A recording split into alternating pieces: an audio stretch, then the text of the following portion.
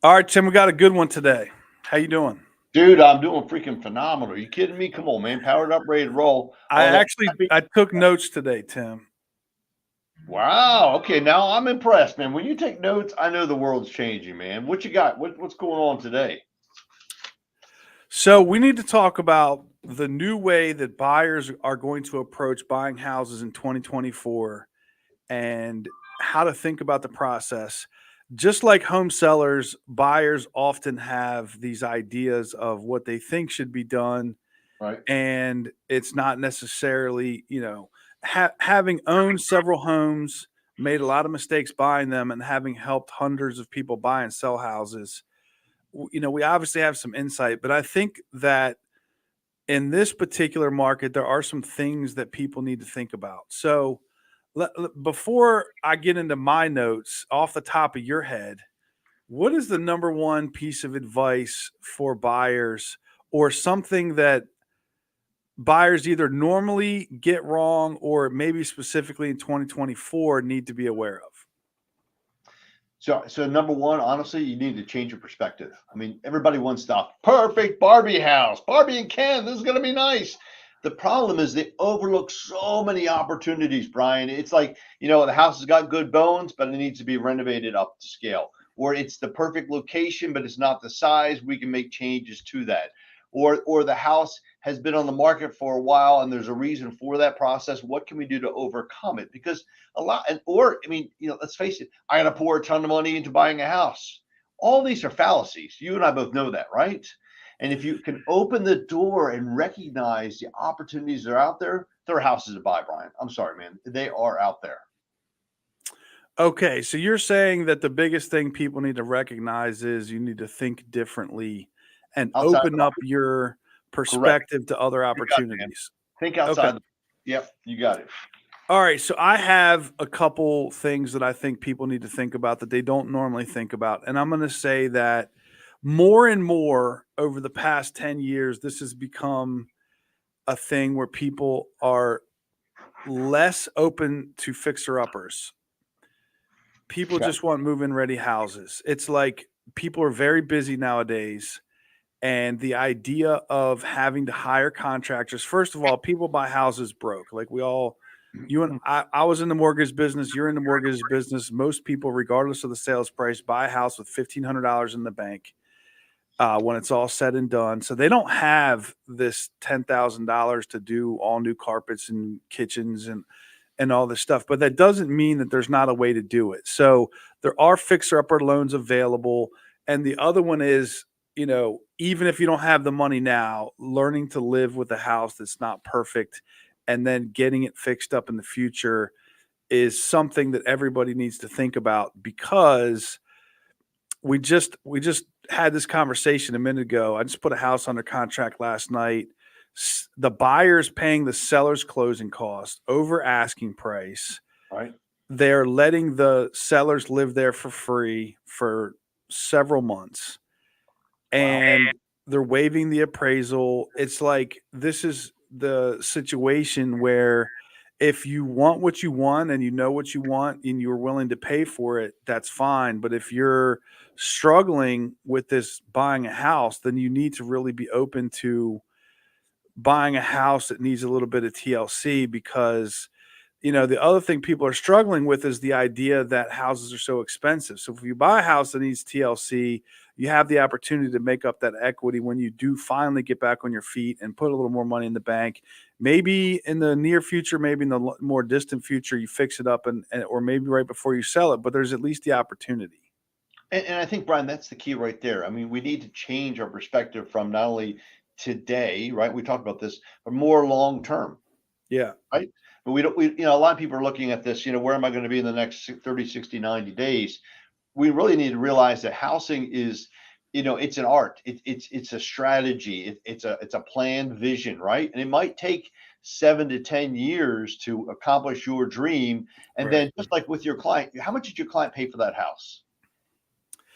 Oh, I have no idea, but it was probably in the 400,000 price range. I mean, they made like Yeah. 300,000. So, and that's my point. So they put their time in, they did their improvements, They Yeah, enhanced the house. They stepped it through, and now yep. they're walking away with 3 bones, dude. That's a lot of money. It It is. really is. It is. And two, we're not going to get into it on this podcast, but Tim, you can look at our other podcasts or just, understand this. There are multiple ways to get money at the Yep. time of settlement to Right. do repairs Right. and upgrades. So the thing is, if you walk into your local credit union, you're not going to get the same options you have if you work with someone like Tim, and that's not self-serving advice, that's just real. So you need to be looking at long-term financial gains. And this is the biggest mistake that I've made. You and I have talked about this over and over. The biggest mistake that I've made is I've looked at it too much from a financial perspective of trying to save money when I buy the house. And it bites you when you go to sell the house. Correct. I bought the house I live in right now. It's a fantastic house. It is at the bottom of a hill. It's It doesn't. great for sled It's a riding. great house. Like Yeah, I'm dude. not saying I've it's been not. there. However, I bought a house at like 15% of my gross income. It was way below what I could afford, and I was nervous about, because I'm in real estate and I was just kind of new in real estate and I didn't know what the future was going to hold. But my biggest mistake was I bought a house that was too inexpensive. It was too cheap. And when I do go to sell it, I'll make a ton of money, but not a truckload of money, which I Right. could, because if I had bought a house that was more close to what, is recommended, maybe 25-30% of my income, I would be in a much, much nicer house that would have walk-in closets, which I don't have, which would have, some other things that I wish I had. I'd have a view of the sunset and just the creek. You know what I mean? So what you're saying in a nutshell is you might have taken a leap of faith, Yeah, pushed yourself a little bit more, I recognize should have. the money will come, right? And let's Well, face the it, money was already there. I was just trying to be very financially conservative, and it's going to bite me when I go to sell the house. That's facts. well, and I also believe that sometimes we don't push ourselves high enough because we're thinking, short term. Again, you buy a house that's beyond your growth stage, but you grow into it over Yeah, long that's term. true. Like Then your you have house to payment will stay the sell same, and and you'll buy. make more money in the future, Yeah. just through inflation and just through natural pay raises and whatnot. All right, so the next one is, and this is for anybody who's struggling with the payment, and this is many people are against this idea, but if you're single or if so my daughter and son-in-law are looking, and this is it was on their list and off their list and on their list and off their list, is buying a house that has rental opportunity where you could rent out the basement, or if you bought a house with an accessory apartment to offset some of that initial payment cost. And there are tons of opportunities out there to do that. Like, I want to say that's a huge trend in the past 10 years is people that are renting out their basements. My daughter and son-in-law currently live in somebody's house who has a rental in their basement. They're making $1,600 a month, Yep. and that's utilities included because there's only one thermostat in the house. So that's how they're doing it. But I mean, that's a lot of money for this is not some big fantastic house. It's a full finished basement. And it's nice. But that's a lot of money, and they bought that house like 10 years ago. I guarantee they're getting at least half their mortgage paid, if not 2/3 of it. So Brian, freeze right here. I want to tell you, I have a client literally right now. My client has a contract on a house, $320,000, ranch club. That was the list price, right? Got closing help.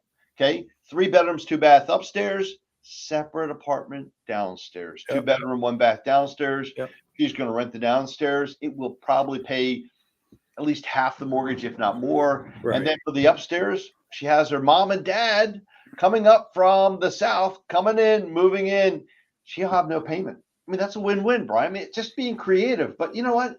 If you're single, you can rent a room. You could do house. Well, that's the house hacking. That was my next thing on here is how, and this is where it's like even a little more crazy. And again, I said if you're single, but so you buy a house that has those bedrooms in the basement where you have like a 5-bedroom split foyer, and it's like you can rent out 4 separate bedrooms for $600, $700, $800 a month, and not only get your mortgage covered, but maybe make a few bucks.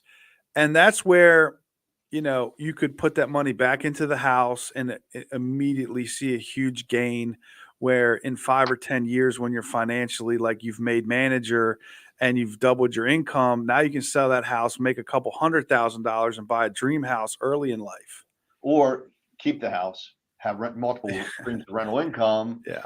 You know how I play, exactly right. But but you're right. Yeah. That's huge. So again, changing your perspective, maybe pushing the envelope a little bit, maybe getting a little uncomfortable in the process, right? All right, let's talk about houses to stay away from. And this is again where people, especially first-time home buyers, and I'm going to say this, even not first-time home buyers, the first couple houses everybody wants to go see, they never buy, and there's a reason why. What do you think is the houses you should not even bother going to see? Wow. Okay. So number one house, honestly, are houses that have deficient septic and wells and things of that nature. Well, those you probably couldn't even buy, but like let's say assuming they're all buyable, Tim, I'll make it easy for you. Houses that have been on the market for a long time. I'd still see them. All right.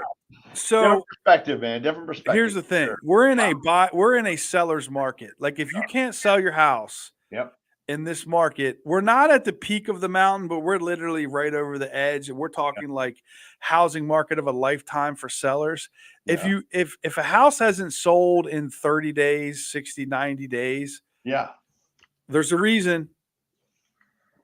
Let's go backwards. I mean, some of the houses that we talked about before are short sales. If you don't understand the process, the timeline involved, right? They still sell. They do eventually, but as long as you understand the process, I think they're huge. But if it's been on the market for 30, and I would even say 2 weeks, but whatever. I'm going to say if a house has been on the market 2 weeks, 30 days, and I could tell you this, going back to 2014 when I showed my first house, I could probably count on 0 fingers how many times somebody ever bought a house that's been on the market for more than 100 days. And in this market, 30 days. Somebody could say, hey, you helped me buy this house.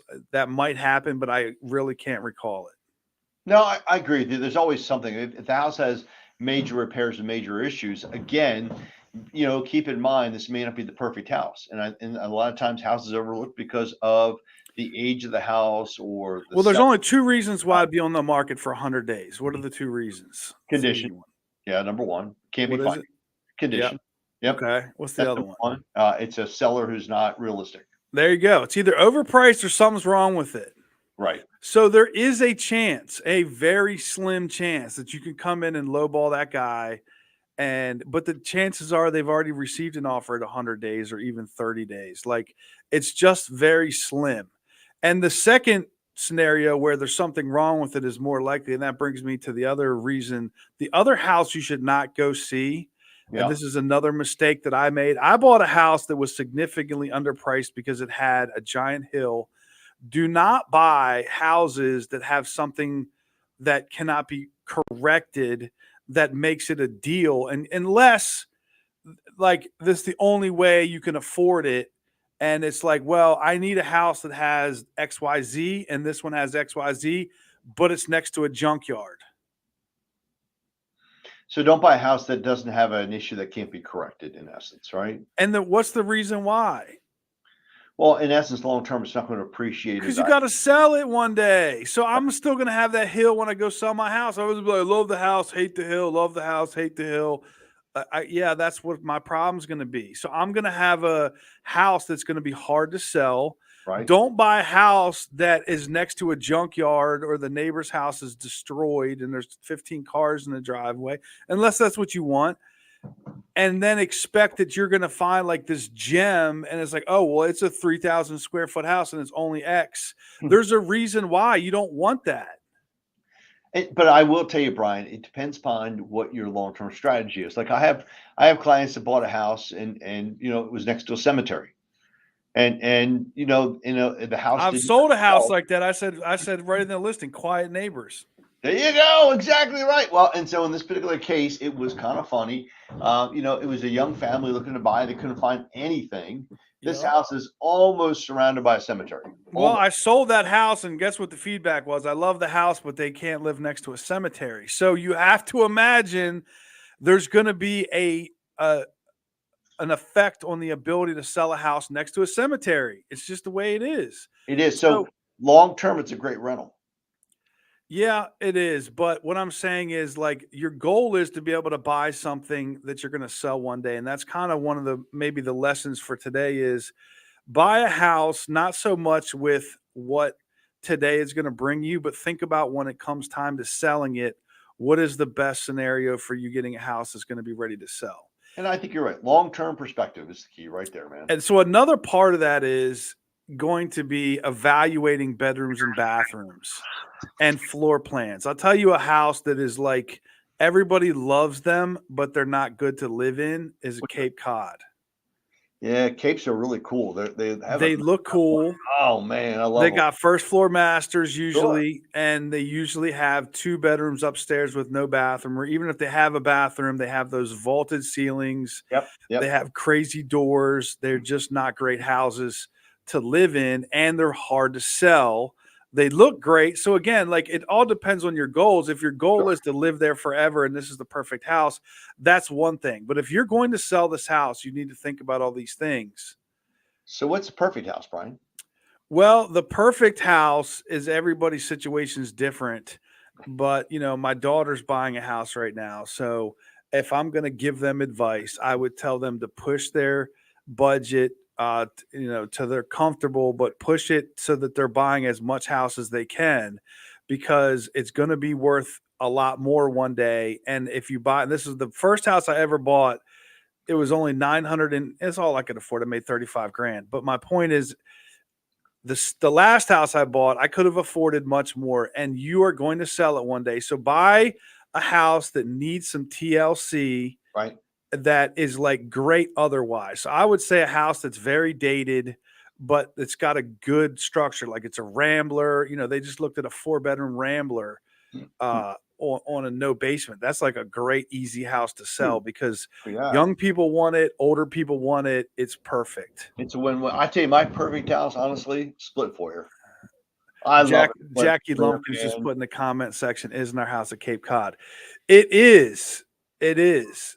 And Jackie, I would say when you bought it, you didn't have small children, and that house probably wouldn't appeal to somebody that has small children because it's near a road. Right. So it was perfect for you guys. But if you sold it to somebody that had small children, the deal with the Cape Cod is you have kids on a different floor than their parents, and they're above them, Dude, that's even a below win-win. them. That's a win-win. Yeah, but I you know what I think about? What if there's a fire, Tim? If there's a fire and you got kids that want to come in and like you want them nearby you. At least I do. I want them on the same floor as me. I want them close. I like the houses where the master's on one side, the kids' bedrooms are on the other, in the same hallway, and they can come in and see us if they need to. And they're not on, and if there's a fire, I can get to them very easily. Like, my friend's house just burned down the other day, and my kids sleep up above me, and there's a tiny window they would have to crawl out. It's like I think about that kind of stuff. Okay. Well, I'm at smoke detectors, right? Yeah, I have all that. I have the 10-year batteries. They're all synced up together. Ladders, and I have a escape ladder. ladders, the whole 9 yards. Yep, you got it. No, I'm with you, Brian. I mean, I understand that, but my point of the matter is every house is different for every person, and some houses are going to be perfect for others. I mean, let's face it, right? Yes, but what I'm saying is like think about the long-term implications when you're buying a house. If you're going to sell it, if it's the last house you ever buy, it's a different story. Just buy the perfect house for you. But if you're going to sell your house one day, you want to evaluate it. Yeah. Well, so Jackie said that we had a grown man child living us when we bought it, and now have an office space, and exactly. So that's a perfect scenario for a Cape Cod, is having an office upstairs, especially if you have like a window in the office. Like to having 2 people living, like when I think Cape Cod, I think of retired couple or a couple with no kids, and I think that's the perfect house for them because then the grandchildren can sleep upstairs, right? but they don't need all that. Like they can come downstairs and use the bathroom. They don't live up there, and like I'm not as worried about it because they don't live there all the time. And it's like a very quaint looking house. It's like the coolest looking house you can get, but it's the least practical to live in. It all depends. You know that. Come on, Yeah. man. Every Yeah, situation is different. it is. So I think narrowing it down, it's long-term perspective, number one. Yeah. It's being able to think outside of the box, which I think is Yes. critical, number two, right? And Yeah. it's recognizing the long-term economic value and return that you expect, in the picture, right? I Because got like, one more. I had shoot, it lumped in with something else, but here's another one. So okay, what happens with buyers when they go look at houses is the first house they always want to go see the foreclosures. They always want to go see 3 foreclosures. They're looking for a deal. I'm just going to let you all know, here's the facts. You get what you pay for. If it's priced that way, you don't know it from the pictures, but you will find out when you get there. It smells like pee. It's next to a junkyard or all the above, and that's the reality. After they look at foreclosures, a lot of people, and this is a huge mistake, do not do this. Do not do this. People don't like the idea of having to compete for a house. Some people are okay with it, but many people are like, oh, if there's other offers, I don't want to deal with it. Let me just right. say this.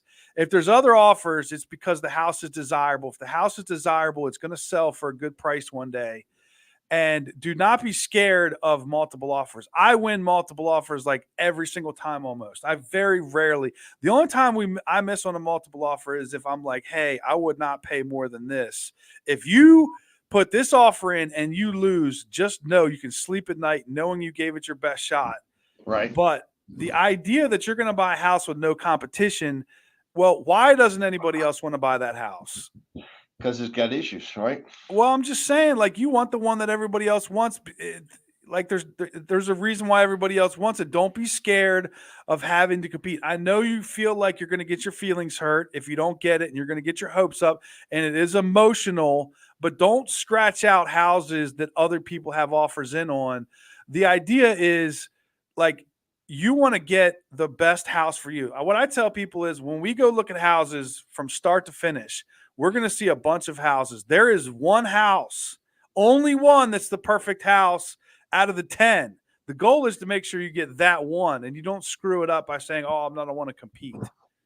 Well, I think it brings back down to what you said in the very beginning. You know what I mean? Sometimes you got to push the envelope a little bit, buy a little bit more, have Yeah. that right long-term strategy. But I also think seeing the houses gives you that perspective, gives you that focus. So Yeah, that's other advice for buying houses. I recommend you go see houses before you're totally ready to start to get a feel for the competition. And you want to really start to watch the market. You want to look at houses that have sold already. huge. You want to look Huge. at the houses that you Yeah. didn't get and see what they're selling for. And so that you're very educated, because the primary reason is what I just said. When the perfect house comes along, you have to be willing, because here's the thing. This is a little insider secret, and then we're going to wrap.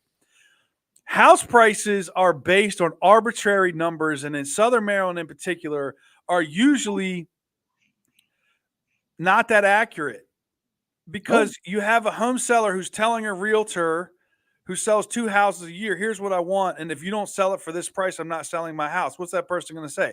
Okay. Like, you could be underselling your house. Like, Tim and I did a deal. You probably don't remember this. The appraisal was $140,000 over the sales price. Like, they bought that house, the appraisal came in $140K higher. And we That didn't happens. And we didn't tell the seller, did we? No. Ooh. But my point is that appraisals, and not appraisals, but house prices are arbitrary numbers made up by realtors who only sell a couple houses a year, and Exactly. driven by home sellers who sell 2 houses in their lifetime. The price, sometimes it's very accurate and you end up right at that number, but Other times, not it could be under. Like, that's my point, is like, they could have listed that. You see a house go for $50K over the asking price. right. It doesn't mean that somebody was stupid. It means that they underbid the price of the house when it has 5 offers and it's $50K over in this market. It means that the house was underlisted. So don't be afraid to pay over. Don't feel like that the price is like, it's not a Toyota Camry where they all are the same exact car and they're set by a manufacturer. These are just numbers that people made up 2 weeks ago. Yeah, and I think that comes down to perspective. And like you said, it's not a commodity; it's a unique sale. Each house is different. You know, Yeah. it's the end of the street. It has the quiet neighbors. It's got the expansion. It's got a bigger lot. Yeah. Every You know, piece of real what does estate it is have? different. Absolutely 100%. So with Brian, with that in mind, man, right perspective That's a wrap, Tim. wins the That's deal. it, guys. That was a good one today. And anybody who's thinking about buying a house, or you know anybody who's going to buy a house this year, send them this video, because I see people almost make mistakes. You know, Tim, I'm pretty hardcore on my clients. I try to tell them this is dumb. Don't do this. Uh, you know, this is not a good house, or this is a good house. I tell them the truth, but a lot of people, they just kind of herd them around, and they'll end up like me. I'm a hard-headed person. I make dumb decisions, and I've bought dumb houses. So there you go, guys. That's a All wrap. right, man.